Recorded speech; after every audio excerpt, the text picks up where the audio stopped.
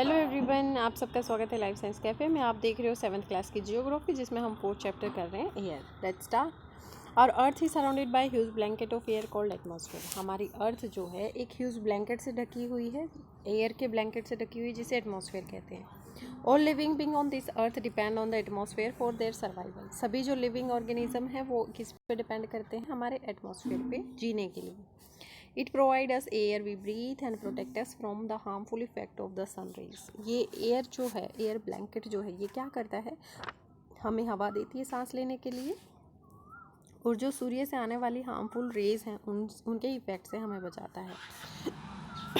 Without this blanket of protection we would be baked alive by heat of the sun during day. अगर ये blanket ना होता तो हम क्या हो जाते? बेक हो जाते। ठीक है, जैसे केक को बेक करते हैं उस तरह से हम इतनी गर्मी में जल जाते और get frozen during the night, और रात में हम जम जाते। ठीक है, इतनी ठंड पड़ती। So it is the mass of the air that has made the temperature of the earth livable. ठीक है, यही एक एयर का ब्लैंकेट है जिसने इस अर्थ को सर्वाइव करने के लिए बनाया है, जीने योग्य बनाया है। अब हम जो हमारा एटमॉस्फेयर है उसकी कंपोजिशन को देख लेते हैं। Do you know that the air we take in while breathing is actually a mixture of many gases? क्या आपको पता है जब हम सांस लेने के लिए हवा अंदर ले जाते हैं तो बहुत सारी गैसेस होती हैं उसमें, जैसे nitrogen and oxygen are the two gases which make up the bulk of the atmosphere. इसमें क्या है, ज़्यादातर ऑक्सीजन और नाइट्रोजन होता है जो ज़्यादा हिस्सा बनाता है एटमॉस्फेयर का। Carbon dioxide, helium, ozone, argon, hydrogen are found in lesser quantity. ये जो बाकी गैसेस हैं ये कम क्वांटिटी में होती हैं। देखो, कार्बन डाइऑक्साइड होती है 0.03%, आर्गन होती है 0.93%, अदर गैसेस होती है 0.04%, ऑक्सीजन 21% और नाइट्रोजन 78%। तो हमने अभी पढ़ा कि ऑक्सीजन और नाइट्रोजन है वो ज़्यादा अमाउंट में होती है। ठीक है, तो apart from these gases tiny dust particles are also present in the air. इसके अलावा जो धूल मिट्टी है वो भी प्रेजेंट होती है ना। The pie chart gives you the percentage of different constituent of air. जो पाई चार्ट हम अभी हमने देखा, ये आपको हर एक कॉन्स्टिट्यूएंट की परसेंटेज बता रहा है। Nitrogen is the most plentiful gas in the air. Nitrogen है वो 78% है, इसलिए प्लेंटीफुल है, बहुत ज़्यादा अमाउंट में है। व्हेन वी इनहेल, जब हम सांस अंदर ले जाते हैं, we take some amount of nitrogen, हम कुछ नाइट्रोजन भी लेके जाते हैं into our lungs and exhale it.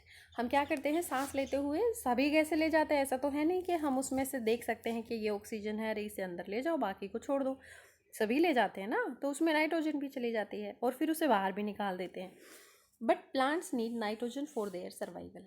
अपनी ज़िंदगी के लिए, अपने जीने के लिए प्लांट्स को क्या चाहिए? नाइट्रोजन चाहिए। But they can not take it directly. वो एयर से डायरेक्टली नाइट्रोजन को नहीं ले सकते। यहाँ पे जानकारी है आपके लिए। Do you no carbon dioxide release in the atmosphere create a green house effect bye trapping the heat radiations from the अर्थ। जो हमारे अर्थ पे रेडिएशंस आती हैं, हीट रेडिएशंस आती हैं, वो जब वापस जाने लगती हैं तो वो जाती नहीं है एक्चुअली। उसको एटमॉस्फेयर में जो कार्बन डाइऑक्साइड होती है ना, CO2, वो उसको पकड़ के रख लेती है। तो वो क्या करती है? टेम्परेचर बढ़ाती है हमारी अर्थ का। It is therefore called green house gas, इसलिए CO2 को ग्रीन हाउस गैस कहते हैं। And without it the earth would have too cold to live. इसके बिना हमारी अर्थ जो है बहुत ही ज़्यादा ठंडी होती। अगर CO2 ना होता तो बहुत ज़्यादा ठंडी होती। However when its level in the atmosphere increases due to factory smoke और car fumes, the heat retained increases the temperature of the earth. ये क्या होता है, जब ये ज़्यादा CO2 रिलीज़ होती है, कहाँ से? फैक्ट्रियों के धुएँ से, कार के फ्यूम से, और जो बाकी के जो हम फॉसिल फ्यूल बर्न करते हैं उससे ज़्यादा रिलीज़ होती है, तो ज़्यादा टेम्परेचर बढ़ जाता है हमारी अर्थ का, जिसको कहते हैं global warming. This rise in temperature causes the snow in coldest part of the world to melt. अगर इस तरह से हम ज़्यादा धुआं निकालते रहे, ज़्यादा CO2 निकालते रहे, तो क्या होगा कि जो ठंडे पार्ट हैं देश के, वो दुनिया के, उसमें वो आइस जो है वो मेल्ट हो जाएगी।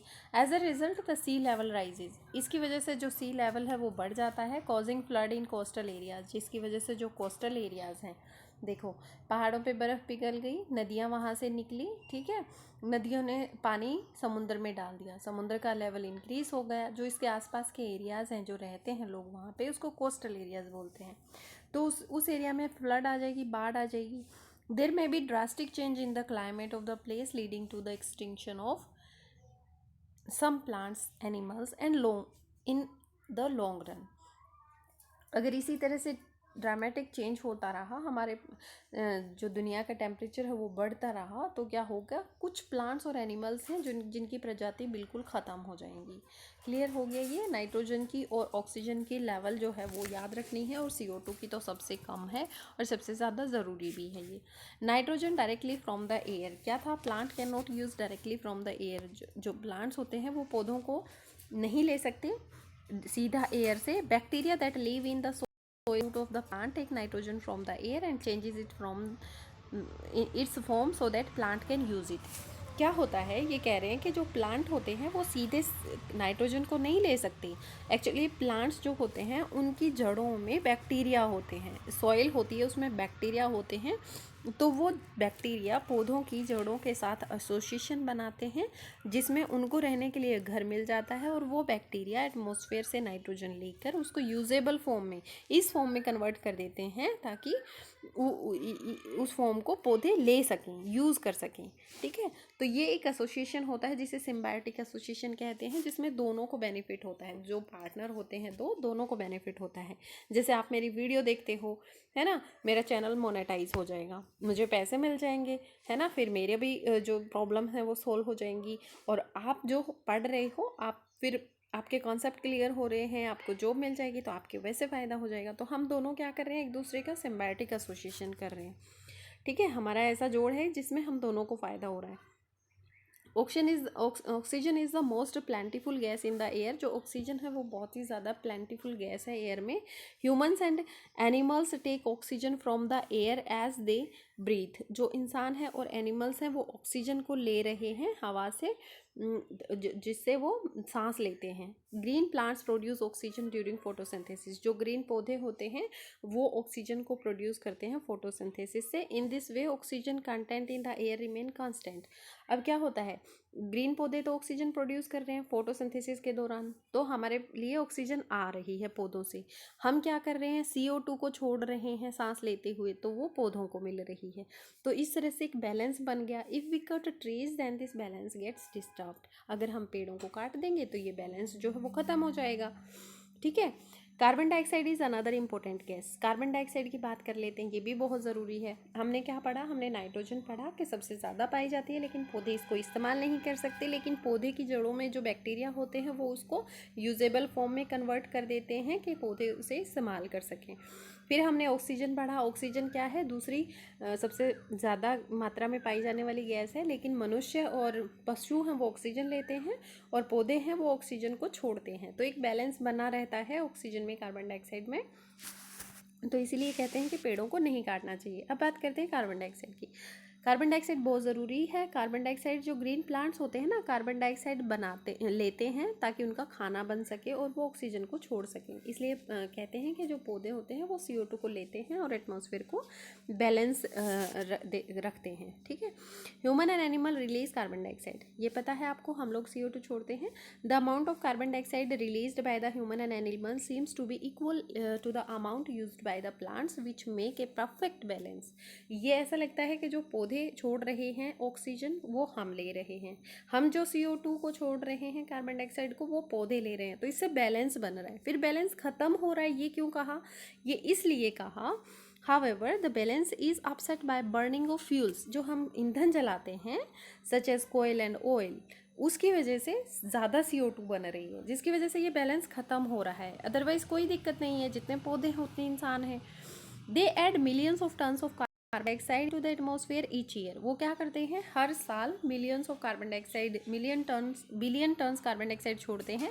As a result the increased volume of carbon dioxide is affecting the earth's weather and climate. इसकी वजह से क्या होता है, कार्बन डाइऑक्साइड का लेवल बढ़ने से अर्थ का वेदर और क्लाइमेट दोनों चेंज हो रहे हैं।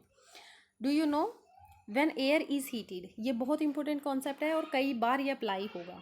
जब हवा गर्म हो जाती है तो हल्की हो जाती है, फैल जाती है, ऊपर उठ जाती है। जब हवा ठंडी हो जाती है तो वो नीचे बैठ जाती है, नीचे नीचे नीचे नीचे मूव करती है, इस तरह से।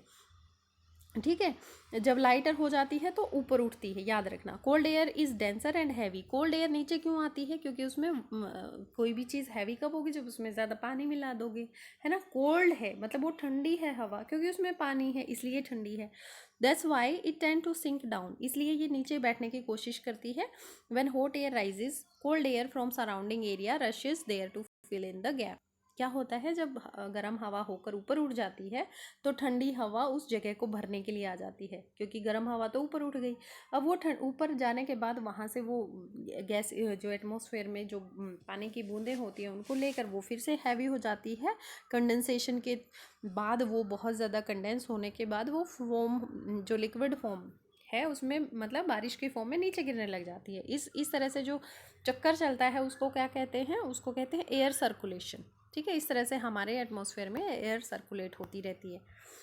उसके बाद आता है structure of the atmosphere. It is very important and you will see 2 और 3 questions in each exam as a general science, और अगर किसी का सब्जेक्ट है एसएस तो भी वो दिख जाते हैं क्वेश्चन। ठीक है, so it is important for both general studies, general science and social science subject.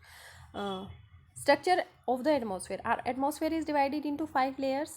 5 layers होती हैं। देखो, मीजोस्फीयर बीच वाली याद रखना, उससे पहले ट्रोपोस्फीयर, स्ट्रेटोस्फीयर 2 हैं, फिर थर्मोस्फीयर और एक्सोस्फीयर बाहर वाली 2 हैं। अब याद करते हैं वन बाय वन। ट्रोपोस्फीयर देखिए, most important layer of the atmosphere. Troposphere बहुत ज़्यादा ज़रूरी है। एवरेज हाइट 13 किलोमीटर है। Air we breathe exist here, जो ट्रोपोस्फेयर है उसी में सांस लेने के लिए हवा होती है। Almost all the weather phenomenon like rainfall, fog and hailstorm occur in this layer. बहुत ज़्यादा इंपॉर्टेंट जो वेदर फिनोमेनन होते हैं ना, जैसे बारिश का गिरना, फॉग, और जो हेलस्टॉर्म होती है, जो तूफान आता है जैसे ओलावृष्टि वगैरह, वो सब इसी में होती हैं ट्रोपोस्फेयर में। फिर आता है stratosphere. Above the troposphere lies the stratosphere. जो ट्रोपोस्फियर है, टी के बाद एस है, ठीक है, लेकिन वैसे क्या होता है, एस टी होता है। तो स्ट्रेटोस्फियर जो ट्रोपोस्फियर के ऊपर होता है, और ये 50 किलोमीटर तक, वो कितना था, वो 13 किलोमीटर तक था, 13 और फिर 50। ठीक है, और जो थर्ड वाला है वो 80, और फोर्थ वाला है 80 to 400। बताइए मुझे कैसे याद है? देखिए, फोर्थ वाला है वो 400 पे ख़त्म हो जाता है। ठीक है, पहला वाला 13 किलोमीटर पे, दूसरा वाला 50, फिर 80, और फिर 400 अगर याद रख लिया तो आपको सारे याद हो जाएंगे। फोर्थ वाला 400 पे ख़त्म है। This layer is almost free from clouds and associated with weather phenomenon, making most ideal for flying aeroplanes. One important feature of the stratosphere is that it contains layer of ozone gas we breathe. We have just learned how it approaches how it protects us from the harmful effect of the sun rays. तो देखिए, हमने क्या पढ़ा? हमने stratosphere second number पे पढ़ा। Second number पे है तो यहाँ 2 इंपॉर्टेंट चीज़ें होती हैं। एक तो एरोप्लेन उड़ने के लिए बहुत ज़्यादा अच्छा है, क्योंकि यहाँ पे क्लाउड्स नहीं हैं। दूसरा, इसमें ओजोन लेयर है जो हमें हार्मफुल रेज से प्रोटेक्ट करती है। स्ट्रेटोस्फियर तीसरा हमने पढ़ा कि 50 किलोमीटर तक होती है। स्ट्रेटोस्फियर में सारी इंपॉर्टेंट फिनोमेनन होती है, वेदर फिनोमेनन, ये 13 किलोमीटर तक होता है। क्लियर हो गए दोनों। फिर मीजोस्फियर जो थर्ड वाला है, this is the third layer of atmosphere, lies above the stratosphere. ये तो आप हर लेयर में लिख दोगे कौन सा किसके ऊपर है। It extend up to height of 80 kilometre. ये कितना है? 80 किलोमीटर। पहले वाला कितना था? 13, दूसरा था 50, तीसरा है 80 kilometre. Getting my point? First, second and third, these are the 3 layers. We are discussing third one now. Meteoroids burn up in this layer on entering from the space. जो space है वहाँ से meteoroids आते हैं तो वो यहाँ पे जलने लग जाते हैं।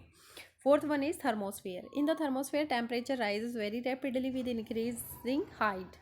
जो thermosphere है ये fourth layer है, यहाँ पे temperature बढ़ जाता है height के साथ। Ionosphere is a part of this layer. इस layer का ionosphere एक part है। इट एक्सटेंड्स बिटवीन, ये किस किस के बीच में फैला हुआ होता है? 80 to 400 किलोमीटर्स, है ना, 80 से 400 किलोमीटर की लेयर दूरी में फैला हुआ है। This layer help in radio transmission. In fact radio waves transmitted from the earth are reflected back to the earth by this layer. Radio transmission में किस तरह से हेल्प करता है? इस लेयर में देखो, जो रेडियो की तरंगे जो जाती हैं इस लेयर से टकरा के वापस आ जाती हैं, तो इसलिए रेडियो ट्रांसमिशन में हेल्प करता है। जो लास्ट वाली है वो है हमारी exosphere. The upper most layer of the atmosphere is known as exosphere. जो सबसे ऊपर वाली है, this layer has very thin air. इसकी एयर सबसे थिन क्यों होती है? क्योंकि लाइट गैसेस होती हैं like helium and hydrogen floats into the space from here, यहीं से स्पेस में चली जाती हैं, ठीक है। For 10 days note down weather report from local newspaper and observe the changes occurring in the weather. आपको 10 दिनों की वेदर रिपोर्ट नोट करनी है, देखना है किस तरह से रिपोर्ट लिखी जाती है, क्या क्या उसमें चीज़ें इंपॉर्टेंट होती हैं। So next is weather and climate. It is going to rainy. Is it going to rainy today? Will it be bright or sunny today? How many times have you heard this from the anxious cricket fans speculating the fate of one day match? If we imagine our body to be a radio and the mind as its speaker, weather is something that fiddles with its control knobs. ये क्या कह रहे हैं कि आपने सुना होगा, इस तरह से लोग बात करते हैं ना कि आज बारिश होगी, आज दिन साफ होगा या धूप निकलेगी। क्रिकेट प्रेमी जो होते हैं ना, वो ऐसी ऐसी भविष्यवाणी, ऐसे अनुमान लगाते रहते हैं, ठीक है। तो सपोज़ कीजिए कि अगर हम कल्पना करें कि हमारा शरीर एक रेडियो है, हमारी बॉडी जो है एक स्पीकर है, तो मौसम क्या है? मौसम उसके बटनों को नियंत्रित करता है, मतलब कंट्रोल करने की कोशिश करता है, छेड़छाड़ करता रहता है, ठीक है। Weather is this hour to hour day to day condition of the atmosphere. Weather क्या है? हर एक घंटे से घंटे और एक दिन से दूसरे दिन का मतलब एटमॉस्फेरिक कंडीशंस को वेदर कहते हैं। ए हॉट और ह्यूमिड वेदर में मेक वन इरिटेबल। जो कोई इंसान है अगर हॉट और ह्यूमिड, गर्म भी हो, चिपचिपा भी हो, तो इरिटेट कर देगा उसको।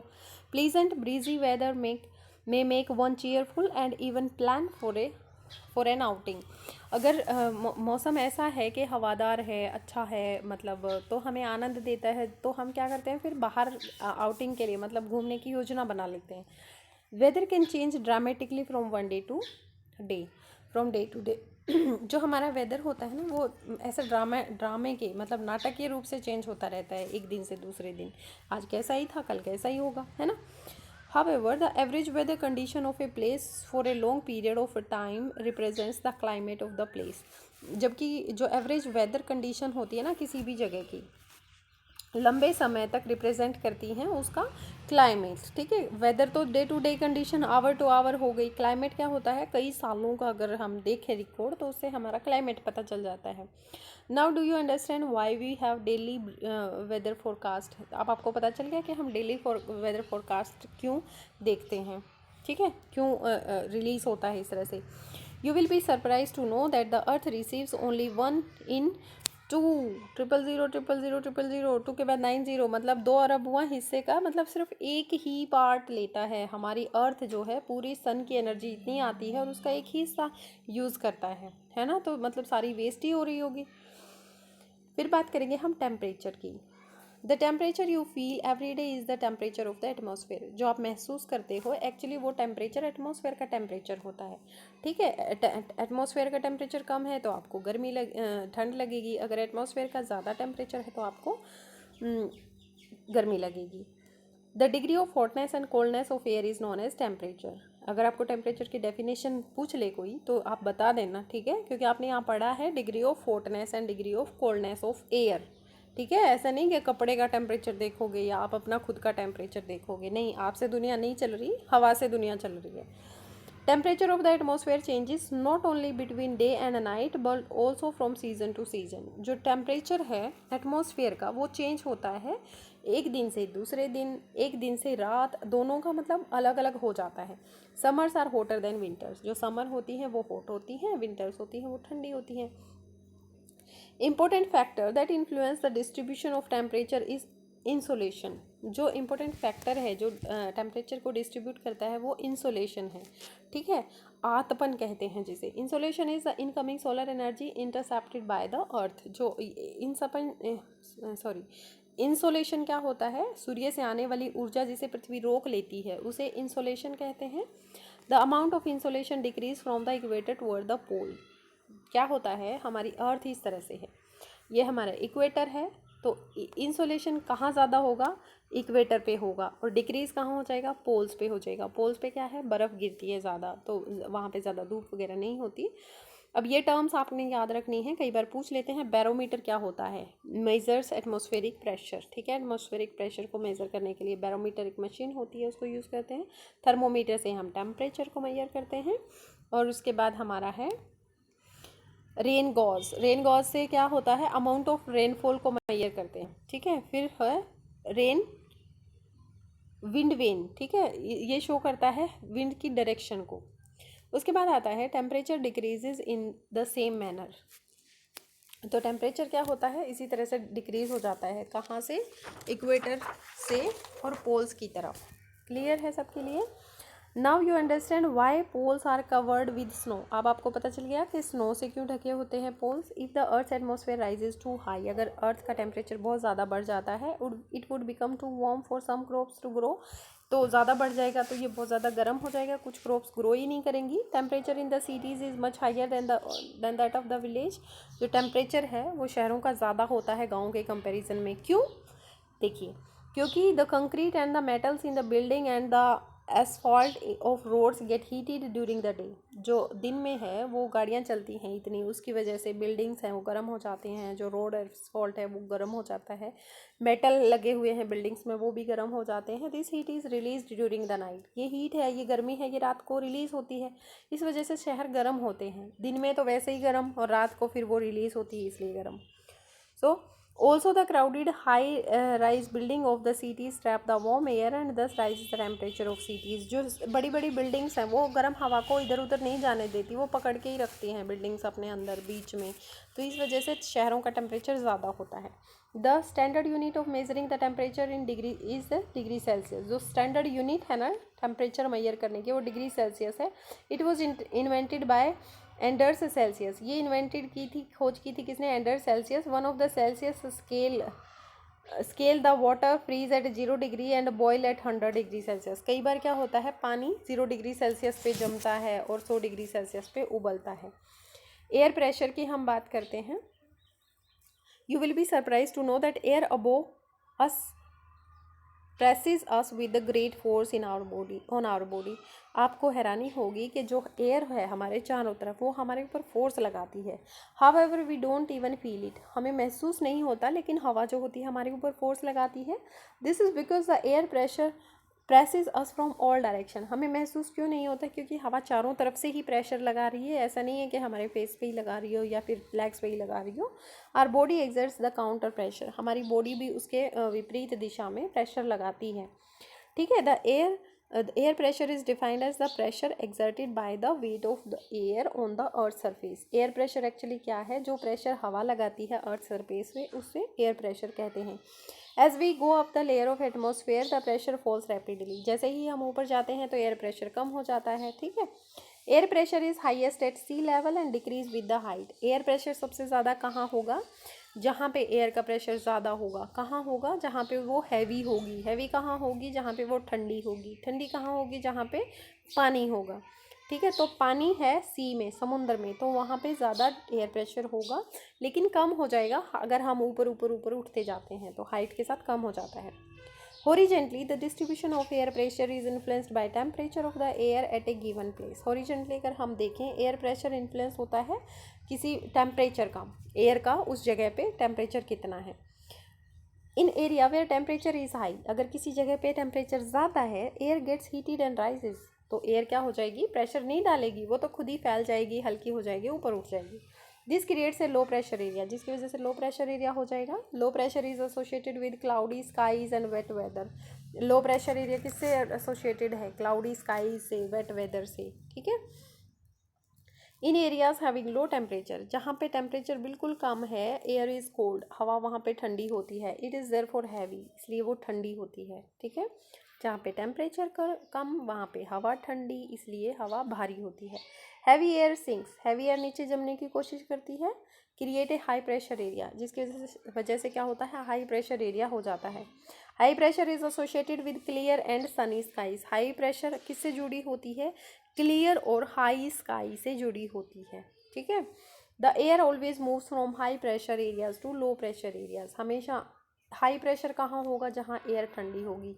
तो लो प्रेशर में तो बिल्कुल कोई जगह ही नहीं होगी, क्योंकि लो प्रेशर कहाँ होता है, जब हवा ठंडी होकर ऊपर चली जाती है तो कोई प्रेशर ही नहीं बचता, तो हैवी से लो की तरफ जाती है। ये कॉन्सेप्ट को ये कई तरीके से समझा चुके हैं। अब ये देख लेते हैं, do you know on the moon there is no air. जो चंद्रमा है वहाँ पर कोई हवा नहीं है, इसलिए कोई एयर प्रेशर नहीं है। Astronauts have to wear special protective space suits filled with the air when they go to the moon. If they don't wear these space suits the counter pressure exerted by the body of astronauts would make the blood vessels burst, the astronauts would bleed. क्या होता है देखिए, जब भी astronauts हवा में जाते हैं, चांद पे जाते हैं, ठीक है, तो चांद पे तो हवा है नहीं। अब हमारी बॉडी को आदत है कि हम काउंटर प्रेशर डालें, ठीक है, तो अगर हमारे ऊपर कोई दबाव ही नहीं रहेगा हवा का, तो हमारी जो वेसल्स हैं, ब्लड वेसल्स हैं, वो तो फट जाएंगी, तो हम खून निकल जाएगा हमारी बॉडी से, हम रक्त से सन जाएंगे पूरे। तो क्या होता है कि हमारी बॉडी पे जो हवा का प्रेशर है वो लगता रहे, इसके लिए उनके लिए स्पेशल सूट होते हैं जिन्हें स्पेस सूट बोलते हैं। उस सूट में हवा भरी होती है, इसीलिए आपको एस्ट्रोनॉट्स हमेशा ऐसे फूले फूले से बलून जैसे से दिखते हैं, क्योंकि उसमें हवा भरी होती है। तो काउंटर प्रेशर लगता रहता है बॉडी का, तो फिर उनको कोई दिक्कत नहीं आती, इसलिए उनके लिए आर्टिफिशियल ऐसे स्पेस सूट बनाते हैं ना, उसमें हवा ही होती है। क्लियर हो गया अब आपके लिए ये सारा। फिर है a wind is name after the direction from which it blows. Wind क्या है, हवा को ना नाम दे देते हैं पवन को, मतलब जिस दिशा से वो आ रही है। जैसे wind blowing from the west is called westerlies. Westerlies westerly कहते हैं, जो मतलब पछुआ बोलते हैं, और कहीं कहीं पश्चिमी पवन भी बोलते हैं। तो इस तरह से हवा के नाम रखे गए हैं। नाउ हम विंड की बात करते हैं। The movement of air from high pressure area to low pressure area is called wind. आपको पता है कि हमेशा हाई प्रेशर से लो प्रेशर मूव करती है, उसे ही हवा कहते हैं। You can see wind at work as it blows dry leaves down the pavement or uproot trees during storm. Sometime when the wind blows gently you can even see the blowing away smoke or fine dust. क्या कह रहा है ये कि जो हवा होती है, जब आप काम करते हो, पवन काम करती है, किस तरह से करती है, जैसे रोड पे गिरी हुई पत्तियां हैं उनको उड़ा देती है, तूफान आता है, अगर ज़्यादा तेज़ हवा आती है तो पेड़ों को उखाड़ देती है। कभी कभी पवन धीरे बहती है तो जो छोटी छोटी धूल की कण होते हैं, धुआं होता है, उसको उड़ा ले जाती है। At times wind can be so strong, कभी कभी बहुत ज़्यादा स्ट्रोंग हो जाती है, that it is difficult to walk against it, कभी कभी मुश्किल हो जाता है इसके विपरीत चलना। You must have experienced it is not easy to hold an umbrella on a windy day. जब बहुत तेज़ हवा चल रही होती है तो अम्ब्रेला को आप नहीं संभाल सकते। कई बार बारिश आती है ना, साथ में हवा भी चलती है, तो अम्ब्रेला नहीं लेके चलते लोग। Think of some other examples when strong winds have created. आप ऐसे एग्जाम्पल सोच सकते हो जब बहुत तेज़ हवा आई हो। प्रॉब्लम्स फॉर यू, जब हवा ने आपके लिए दिक्कतें की हों। Winds can be broadly divided into 3 types. जो हवा है उसको 3 तरह से आप डिवाइड कर सकते हो, परमानेंट विंड्स, सीजनल विंड्स और लोकल विंड्स। परमानेंट विंड्स में क्या होता है, ट्रेड विंड्स होती हैं, ठीक है। ट्रेड विंड्स में these blow constantly through out the year in a particular direction. ये पूरे साल बहती हैं पर किसी एक ही डायरेक्शन में बहती हैं, इनको बोलते हैं ट्रेडिशनल इसको बोलते हैं परमानेंट विंड्स, ठीक है। सीजनल विंड्स वो होती हैं जो किसी एक पर्टिकुलर सीजन में आती हैं, change their direction in different season. वो डिफरेंट सीजन के अकॉर्डिंग अपनी डायरेक्शन को चेंज कर लेती हैं। जैसे मानसून होता है इंडिया में, तो एक सीजनल विंड है। लोकल विंड्स, इनके एग्जाम्पल याद कर लेना, फिर आपको डेफिनेशन अपने आप याद हो जाएगी। These blow only during a particular period of the day और year in a small area. ये लोकल विंड्स होती हैं जो किसी पर्टिकुलर पीरियड में ही, दिन के या मतलब साल के किसी पर्टिकुलर एरिया में ही ब्लो करती हैं, बहती हैं, इनको लोकल विंड्स कहते हैं। जैसे कि लैंड एंड सी ब्रीज जो होती हैं वो उसी एरिया में बहेंगी, ऐसा तो नहीं है कि रेगिस्तान में लैंड ब्रीज और सी ब्रीज आप देख सकते हो। तो ये लोकल विंड है, लैंड ब्रीज और sea breeze. Do you recall the hot and dry local winds of northern plains of India. क्या आप याद कर सकते हो कि जो लोकल विंड्स होती हैं नॉर्थन प्लेन्स ऑफ इंडिया की, वो कौन सी हैं। इट इज़ कोल्ड लू, ठीक है। नॉर्थ में क्या चलती है, लू, ये भी एक लोकल विंड है। फिर कहते हैं साइक्लोन नेचर्स फ्यूरी, जो प्राकृतिक आवेश है, चक्रवात है, उसके बारे में हम पढ़ेंगे। उड़ीसा में एक घटना घटी थी। Located in the eastern sea coast of India is prone to cyclone that originate in the Bay of Bengal. जो उड़ीसा है हमारा, वहाँ पे क्या हुआ, एक्चुअली ये ईस्टर्न सी कोस्ट में पड़ता है, जो भारत का ईस्टर्न एरिया है सी का, वहाँ पे है ये। बहुत ज़्यादा यहाँ पे साइक्लोन आते हैं, ठीक है, चक्रवात आते हैं। 17-18 अक्टूबर 1999 को क्या हुआ, cyclone hit 5 districts of the state. Cyclone ने 5 डिस्ट्रिक्ट, जो स्टेट के 5 डिस्ट्रिक्ट हैं उनको हिट किया।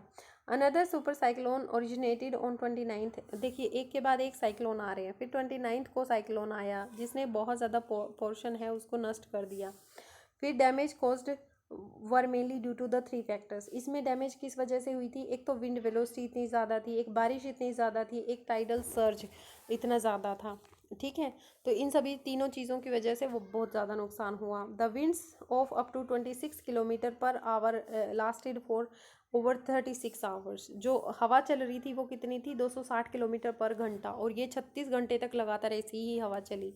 These high velocity winds uprooted trees and damaged the कच्चा हाउसेज। ये इतनी तेज़ हवा थी कि इसने पेड़ों को उखाड़ दिया और जो कच्चे मकान थे उनको भी नष्ट कर दिया। Roof tops of several industries shed and other houses were also blown away. जो रूफ थी उनकी मतलब जो इंडस्ट्रियल शेड्स जो थी या फिर घरों की जो भी थी उनको भी उड़ा के ले गई ये हवा। पावर सप्लाई और टेलीकॉम सर्विसेज जो हैं वो पूरी तरह से ठप हो गई। हैवी रेन हुई, इतनी ज़्यादा बारिश हुई कि साइक्लोन तीन दिन तक वो साइक्लोन में चलती रही बारिश लगातार, जिस रेन की वजह से मेजर रिवर्स हैं उड़ीसा की उनमें बाढ़ आ गई, ठीक है। Cyclone wind cause tidal waves that swapped 20 kilometre in land and brought massive destruction of the coastal areas. जो बारिश थी इसने क्या हुआ, एक तो उड़ीसा की जो मेजर रिवर्स हैं 3 उनमें बाढ़ ला दी। फिर टाइडल एरिया जो हुआ वो 20 किलोमीटर अंदर तक चला गया और बहुत ज़्यादा नुकसान हुआ कोस्टल एरिया में। 7 से 10 मीटर हाइट की ये टाइडल वेव्स ने सडनली मतलब अंदर चली गई और मैसिव डैमेज किया किसको, स्टैंडिंग क्रॉप्स को, जो फसलें खड़ी थी उनको भी नुकसान किया। Cyclone originated as depression in the Gulf of Thailand near east of Port Blair on 25 October. देखिए अक्टूबर में फिर से वहाँ पे साइक्लोन आ गया, कहाँ पे, डिप्रेशन में, जो गल्फ ऑफ थाईलैंड है वो ईस्ट पोर्ट ब्लेयर के पास ही है, तो उसकी वजह से 25 अक्टूबर को फिर से साइक्लोन आ गया। Gradually moved to the north west ward direction. अब ये नॉर्थ वेस्ट डायरेक्शन में मूव कर गया, ठीक है। It intensified into the super cyclone and hit the area between Irasama and Ballycuda in Odisha on 29th October at 10:30 बजे सुबह, ठीक है, at 10:30 AM, 10:30 बजे 29 अक्टूबर को इसने इतना विनाश किया ना। ये कौन सी जगह है, दो, एक तो इरेसामा और एक है बालीकुडा, ठीक है, इन दोनों जगहों को बहुत नुकसान किया। Super cyclone swept the entire coast of Odisha including the cities of Bhubaneswar and Cuttack and 28 coastal towns. इस सुपर साइक्लोन ने क्या किया कि जो कोस्टल एरिया हैं उड़ीसा के, जिसमें भुवनेश्वर और कटक भी आता है, और 28 कोस्टल टाउन्स हैं, उनको भी बहुत ज़्यादा नुकसान किया। एक तरह से समझ लो कि बहा कर ही ले गया। About 13 million people were affected. 13 million लोग जो हैं वो इससे प्रभावित हुए। Large number of live stocks were killed, बहुत ज़्यादा पशु मारे गए। Standing crops and paddy vegetable fruits were heavily damaged. ये जो पैडी हैं, वेजिटेबल्स हैं, फ्रूट्स हैं, बहुत ज़्यादा नुकसान हुआ। Due to salinisation caused by tidal surge, large tracts of agriculture land have turned infertile हो गई वहाँ की ज़मीन, क्योंकि जो उपजाऊ खेती थी उसमें भी जो टाइडल समुद्र की लहरों का पानी जो है वहाँ पर आ गया, और वहाँ पे वो उसमें नमक होता है, तो नमक गिरने से वो फर्टाइल जो थी लैंड वो इनफर्टाइल हो गई। Large tracts of sal, teak and bamboo plantations have disappeared. जो बागान थे साल के, टीक के, बैम्बू के, वो ख़त्म हो गए। Mangrove forest between the Pradeep and, ये क्या है, पारादीप एंड कोणार्क वेनिस्ड। जो मैनग्रोव फॉरेस्ट थे वो भी ख़त्म हो गई। मॉइस्चर की बात करते हैं। मॉइस्चर में ये वही बात बताएंगे कि हवा ऊपर उठ जाती है और ठंडी हवा नीचे आ जाती है। When water evaporates from land and different water bodies it become water vapour. जब पानी किसी भी बॉडी से मतलब गर्म होता है, इवेपोरेट होता है, तो वो वाटर वेपर बन जाता है। Moisture in the air at a time is known as humidity. अगर किसी भी टाइम पे आप एटमॉस्फेयर में मॉइस्चर देखोगे तो उसे ह्यूमिडिटी कहेंगे आप, ठीक है, ऐसे नहीं कहोगे कि एटमॉस्फेयर में इतना पानी है। When the air is full of water vapour we call it humid day. जब वाटर होता है, वेपर होती हैं हवा में, तो हम इसे ह्यूमिड डे बोलते हैं। As the air gets warmer, जैसे ही हवा गर्म होती है, its capacity to hold water vapour increase, इसकी कैपेसिटी इंक्रीज हो जाती है वाटर वेपर को पकड़ के रखने की। So it become more and more humid, इसलिए ये ज़्यादा से ज़्यादा ह्यूमिड हो जाती है। ऑन ए ह्यूमिड डे, जैसे ही ऐसा दिन होता है, clothes larger takes longer day and sweats from our body does not evaporate easily. जब ऐसा दिन होता है ना ह्यूमिड डे, तो ना ही कपड़े सूखते हैं, ना ही हमारे बॉडी से पसीना सूखता है, making us feel very uncomfortable, जिसकी वजह से हमें बहुत अनकम्फर्टेबल लगता है।